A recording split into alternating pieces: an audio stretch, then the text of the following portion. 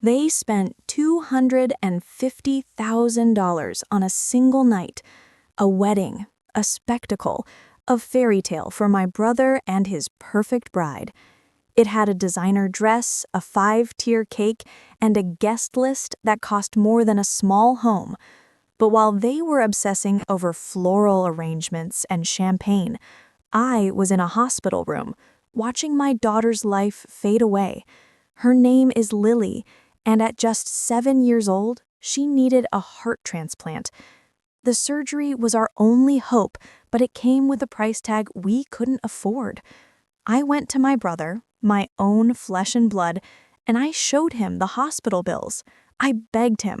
I wasn't asking for the whole amount. I was just asking for a small loan, anything to start the process. But he just looked at me with a cold, blank stare. "Lita," he said, his voice completely devoid of warmth, "we can't compromise the wedding. This is a once-in-a-lifetime event. You should have been more responsible with your finances." His wife, my sister-in-law, even laughed. She called me a freeloader, a constant disappointment. They chose a $250,000 party over my daughter's life.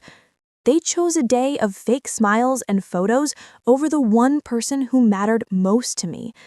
That was the day I realized my family wasn't just unsupportive, they were cruel. They had betrayed me in the most unimaginable way. But they made a mistake. They thought I would crumble, that I would just disappear with my sadness. They had no idea that my desperation had just become my greatest weapon. They had refused to save my daughter, but soon I would be their only hope. They chose a party over a life. The words of my brother and his wife echoed in my mind, a cruel, cold truth that hardened my despair into a dangerous resolve.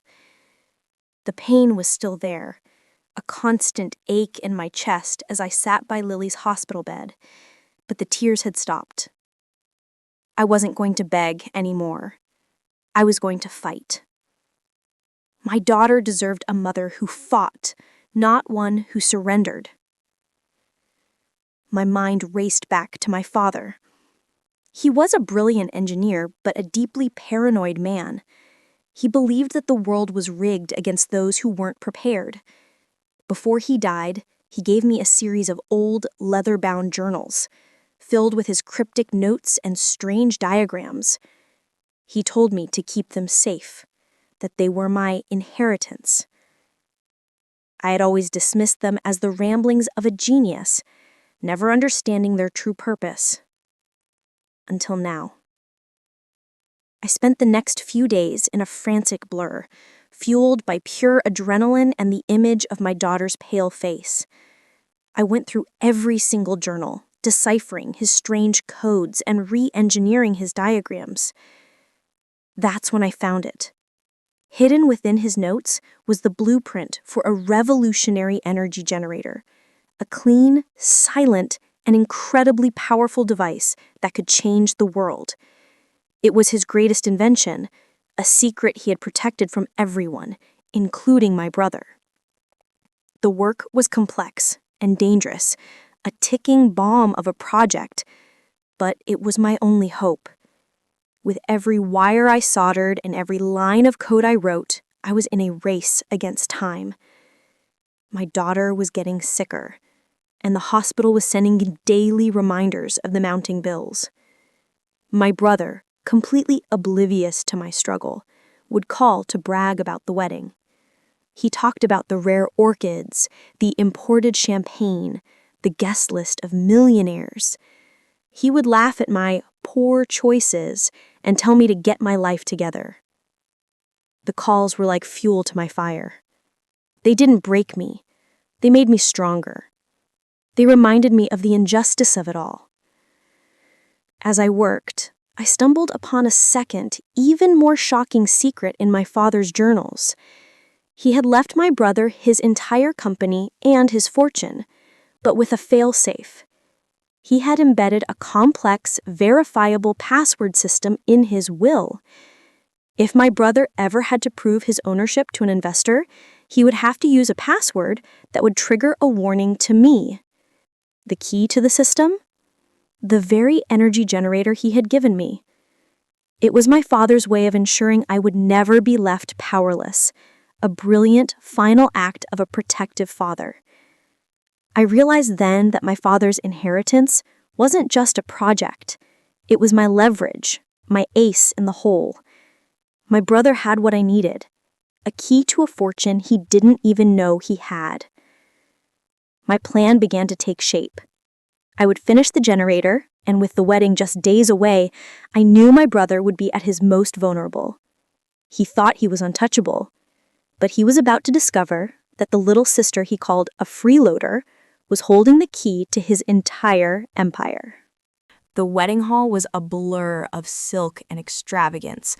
I walked in, and every eye was on me.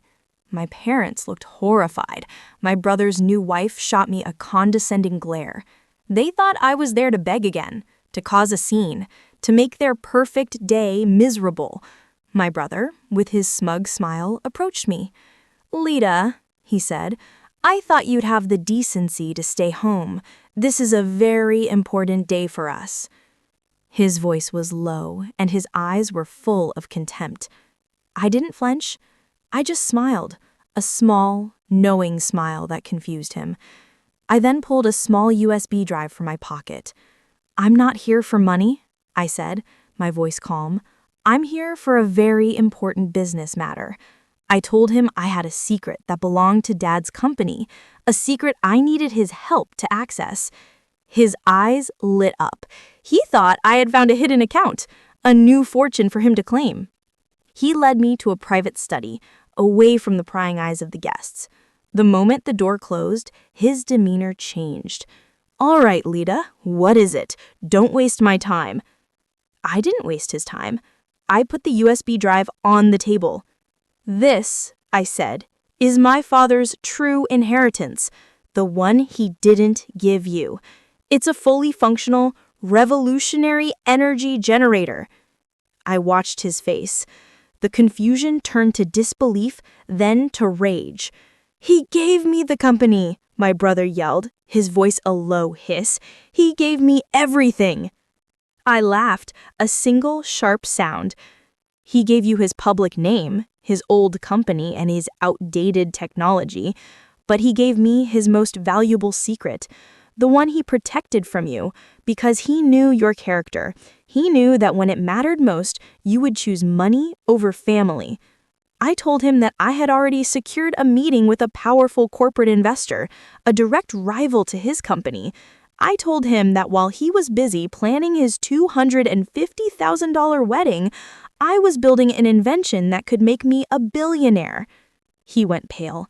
He had $250,000 of his company's money tied up in this wedding, and I was about to expose his hypocrisy and his incompetence to the entire business world.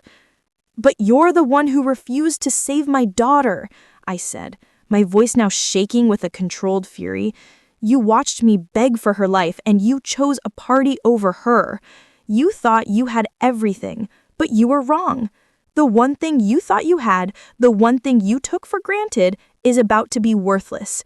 You are nothing without me. You can lose everything, your reputation, your fortune, your entire life." He was speechless, his face a mask of utter horror. The revenge was not in taking his money, but in revealing the truth. He had to face the monster he had become, a man who chose a party over a life, a man whose greed had just made him vulnerable to his own sister. He thought he was untouchable. He had no idea he was standing in the palm of my hand. My brother's face was a mask of pure, unadulterated panic. The smug, superior air he had carried his entire life had vanished, replaced by the terror of a man watching his empire crumble. "No, Lita, you can't," he screamed, his voice cracking with desperation. "Please, I'll give you the money. I'll give you double. Just don't go to their investors."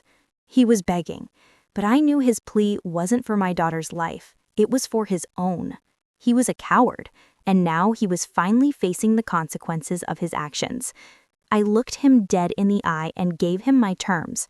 You will go back into that hall in front of your new wife and all of your guests. You will take the microphone and you will tell them exactly what you did. He stared at me in disbelief. You want me to ruin my wedding? He stammered. I didn't flinch.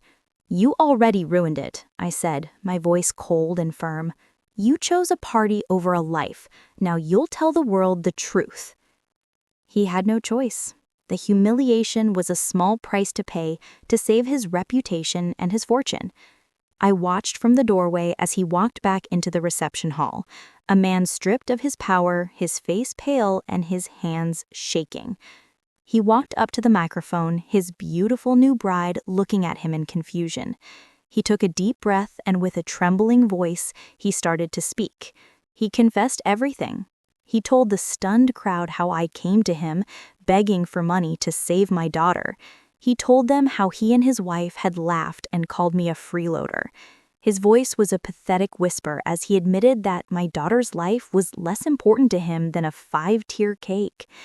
The silence in the room was deafening. Every guest's face was a mixture of shock and disgust. His perfect wedding, his perfect life, had been exposed as a lie. And then came the final crushing blow. He announced that he was giving me a check for the full amount of my daughter's surgery and a significant amount more, not as a gift, but as a payment to protect his company. The moment was not one of celebration, but of profound, quiet justice. The tables had turned.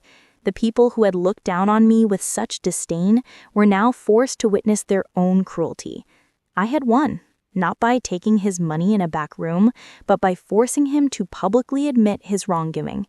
As I walked to the front of the hall to accept the check, every eye that had once judged me was now filled with a newfound respect. My brother's perfect wedding was a disaster, a monument to his own moral bankruptcy. My daughter's life was saved, and I had reclaimed my dignity. It was a victory, a hard-won triumph, and the best kind of revenge. As I walked out of that wedding hall, the check for my daughter's surgery clutched in my hand, I didn't feel a triumphant joy. Instead, a wave of profound, exhausted relief washed over me. The revenge, the drama, the confrontation, it was all over. I was in a taxi watching the lavish venue shrink in the rearview mirror, and I thought about everything that had happened. My family, the people who were supposed to protect and support me, had turned their backs when I needed them most. They chose a $250,000 party over my daughter's life. They chose a fake fairy tale over real, heartbreaking truth. But in their cruelty, they gave me the greatest gift of all. They pushed me to a point of no return. They forced me to dig deep, to remember my father's secret, and to find a strength I never knew I had. The real victory wasn't in forcing them to give me the money. The real victory was in proving to myself that I could do it, that I didn't need their help, their approval, or their validation. The money was just a symbol, a physical manifestation of my hard-won independence. My daughter, Lily, will get the surgery she needs, and she will have a chance at a long, happy life. My family is left to deal with the aftermath. A beautiful wedding day forever stained by their moral bankruptcy. They thought they could shame me and get away with it. But their mockery didn't just fail, it became the very catalyst for my success. This story is a testament to the fact that you can't judge a book by its cover. The person who seems the most powerless can be holding the most incredible secrets.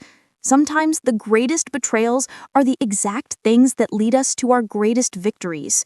The justice was bitter, but it was worth it. As for me, the girl who was once a freeloader in her family's eyes, my story is just beginning. Lily is going to be just fine, and I'm going to build an empire of my own.